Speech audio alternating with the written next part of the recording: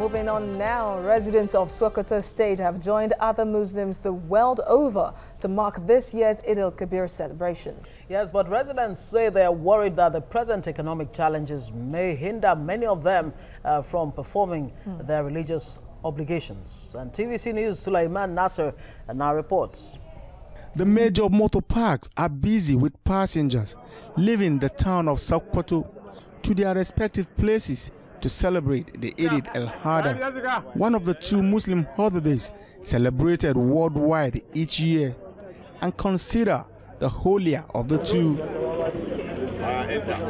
The ram markets are packed with rams, the animal most appropriate for the sacrifice as prescribed by the Islamic religious books. But this ram seller, who complains of low patronage, says he has been in the market for days without making significant sales. He believes the bad state of the country's economy and the hike in price of rams is responsible for this. Buyers also complain that the prices of ram are higher compared to last year. The hardship which we have been experiencing in this country is not just part from the government policies and programs. There are some problems also attached to our traders. Some Islamic clerics who spoke to TVC News off camera says the sacrifice of animal is not compulsory but necessary for those who have the means.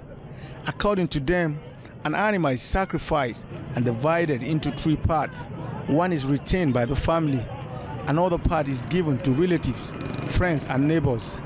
The remaining third is given to the poor and needy. Eid al-Adha is very, very important, has a significant in Islam. Most cardinal objective of this sacrifice is to ensure that the people who have means to sacrifice their animals assisted the needy ones. Allah subhanahu wa ta'ala saying in the Holy Quran, Allah will not direct you or compel you to do something which you don't afford to do so. Eid al-Adha is the later of the two Eid al-holidays, the former being Eid al-Fitr.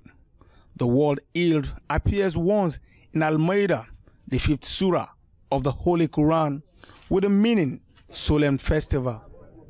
Sulaiman Nasser, TVC News, Sokoto.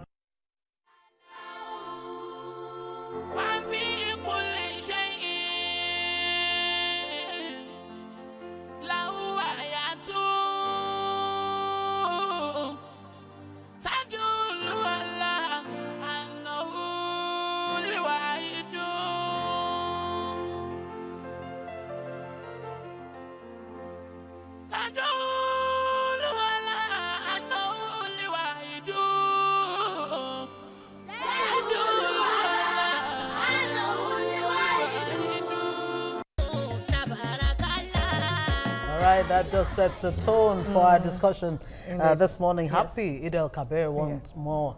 Well, we have joining us in the studio is the director, the Arabic Village, Kosi Sherry, Lagos, Ustaz Imran Rufai. Good morning and Barka de Salah to you. Barka de Salah to you and good morning as well. It's my pleasure being with you on this show. Yes, indeed. Now, the word sacrifice is a word you hear all around the Eid al-Kabir celebrations. Whether it's the president talking to Nigerians, he says, you know, it's time for us to be sacrificial, be peaceful, be patient, and all of that. Everybody you've heard from is talking sacrifice. Yes. Talk to us about the significance of sacrifice in Eid al-Kabir.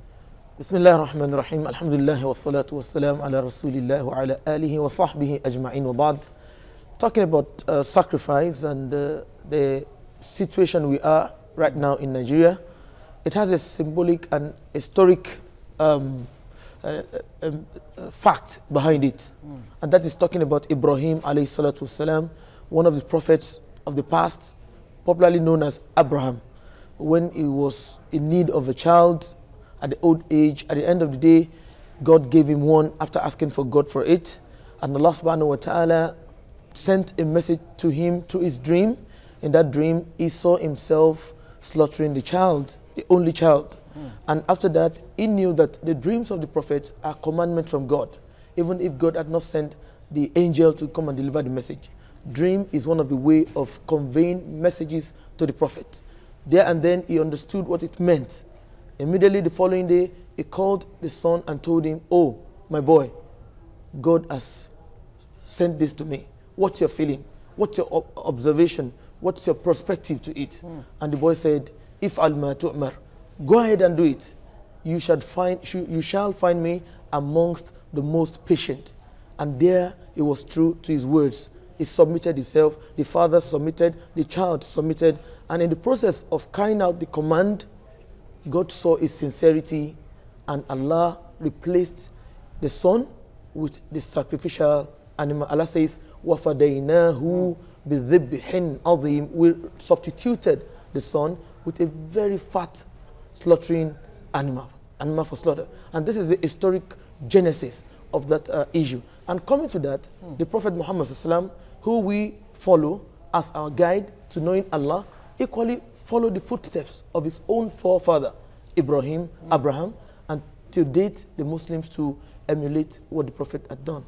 All right, but it seems that some Muslims, I don't want to say many Muslims now, have kind of forgotten the symbolism of this gesture by Allah and the need to sacrifice rams yearly as a form of thank you, of course, what happened in the past in history. But you'd see some of them take their rams to go and fight. Some get wounded. Tell us, is this sunnah? Thank you so much. Yeah. This is one of the excesses. Sometimes you go people going to the extreme. Why some lax? Some go to extreme where you find them doing the thing actually, but in the extreme way. For example, fighting with it, going to competitions, winning money, placing money on it, giving the rams names, Obama, Trump, all the likes, Obasanjo and the likes. And this is an extreme. And some lax, where they say, I don't want, I would rather do something else with my money. No, these are two extremes that we should avoid. We should be in between. We should stay within the limits of what God expects. Slaughter it, because Allah says, "La yanallahu luhumuha." The meat will not get to God. Wala dimahuha. The blood will not get to God. But what Allah expects from you is that God consciousness with which you slaughter the animal. It's for you to eat. Yeah. Allah has made them subservient to man. If you are to be handled by just one ram, nobody in this station can handle a ram if it goes. Wow. Wild. Absolutely. This is it. And it's interesting you talk about the ram and the fact that the meat doesn't belong to Allah.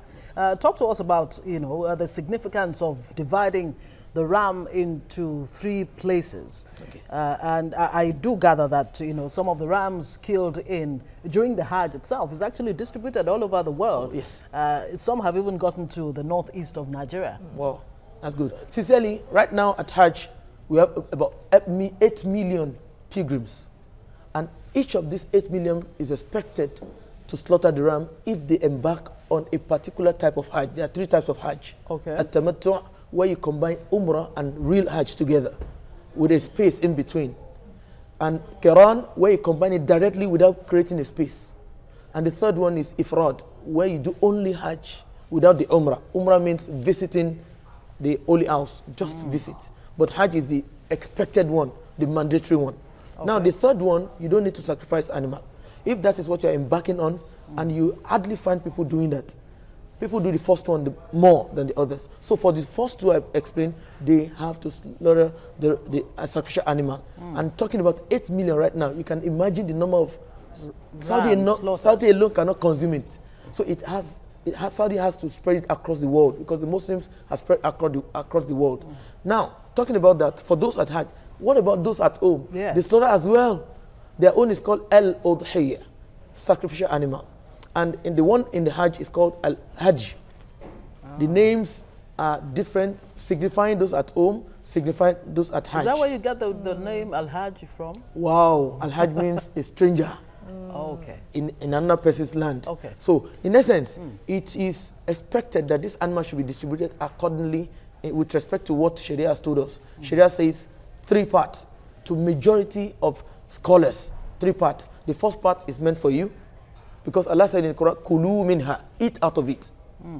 وَأَطْعِمُوا, and feed al-qani'a, those who will ask from you, I want to eat, please give me my own. Because I know some of my friends are already asking me, please, so don't forget. Just like we're asking you now. Yes, bring my own, and we pack it. That's when you see Muslims that's for the less privileged, right? The less privileged and the poor? Coming to offices with packs of ram, giving their colleagues. Yeah. This is fine. And the last one, those who will not ask, they are shy to ask, but they like it, but they cannot ask. This is how God said we should share it. The first part for you, the second part, cook, third part, distribute. All right. This All is right. it. Okay, because of time, let me quickly ask you. Yes, the sacrificial animal is ram in Eid al-Kabir, but you see Muslims kill cow and even camel. And interestingly, they are even more expensive than ram. So are they acceptable in Islam to kill other animals, especially those two? Yes, in Quran chapter 6, verse 144 to 146, Quran 6, 144 to 1, Allah told us specifically the categories of animals we can slaughter. Okay. There are 8 males and females. Allah says, ثمانية أزواج, 8, the male and the female, and one of them is the sheep, the goat, the budn, we call it budn, the camels, then the cow. But the debate is ongoing between scholars. Which of them is most preferred? Which one has the preponderance over the other? Some scholars say it is the ram. Why? Because the Prophet himself slaughtered 2 rams with his own hands. And the other scholar said, come, when in the Quran Allah commanded, fasalli, pray, li rabbika, to your Lord, one har. The word in har is used for camel and not for ram. So because you cannot slaughter the camel, you hit it somewhere in the neck. So the word is used for camel, not for, but wadhbah, dhabh, slaughtering is for small animals. So they now made a consensus. It depends on what your pocket can afford. Like now, I went to buy a cow 3 days ago. It was about 140,000 naira. Wow. While the ram goes for around between 80 and thereabout. Speaking of that, is it compulsory for everyone Not to at kill all. the ram? Not at all. A school of thought says it is compulsory with evidences.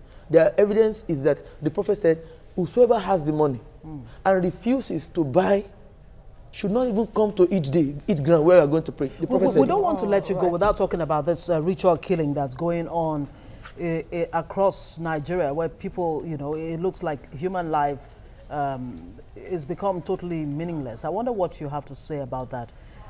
On that, the Quran says, for you to take a life, it's as if you have killed the whole of the world. For you to make a life live by donating money to save a life, it's as if you have saved the whole world. Okay. So how would it be comprehensible to an average Muslim that you kill a soul? It is not, you know, it's not. Okay, before we go quickly now, tell us the process, the activities for today lined up to the point of killing the ram. First and foremost, as Muslim, the first thing after waking up, you pray your subh. That is early morning prayer. After that, you continue to chant the words of Allah, Allahu Akbar, Allahu Akbar. After that, you go back home, you take your bath. After the bath, you put perfume, you put the best of your, not necessarily new clothes, the best of your clothing. Okay. Like now, this is my own. For today, this is my best. Okay. So I go out. There, while going out, I take the right. While coming back, I take the left. On getting to the Eid ground, the Imam will immediately give 2 rakah salat. In each stand, he raises his hand 7 times. Then the second stand, 6 times. He reads a chapter of the Quran that is specified, Surah Al-A'la and Surah Al-Ghashiya in the second. And after that, he ends the salat. Immediately, he gives the annual speech to the Muslim, like a guide, the slogan for the year, the words with which we will live for the rest of the So he gives that speech. In his speech, he will praise the God. In his speech, he will remind the Muslims of the essence of existence. Okay, so it's after the speech that he will kill. After the speech, he slaughters.